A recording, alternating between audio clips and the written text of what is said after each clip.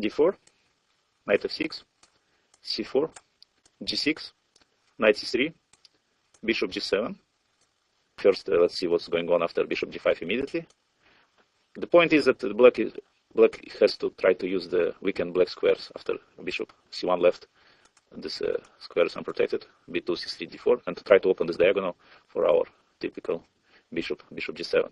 So the reaction should be c5 immediately. Now white usually tries to control the squares by holding this with e3. We go short castle. So we see we are very fast with c5, very fast with short castle. So now white has a few moves.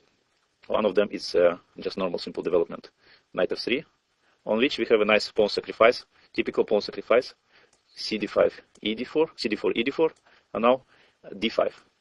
Of course, after taking on d5, we just have a nice position with isolated pawn. So we should examine mostly this: what happens if white will take the pawn, bishop f6, bishop f6. Now, two ways of taking the pawn. One is with the pawn, cd5, but in this case we will play against the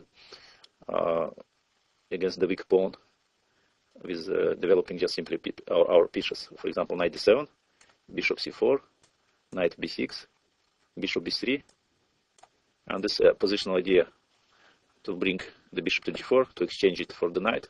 Later we bring our knight to d6, and we have perfect compensation. For sure we will not lose this game, but sometimes we can overtake the initiative because this bishop on b3 stacks on his own pawn on d5. So I mean, our bishop is much better. In different color bishop position, our bishop is much better. So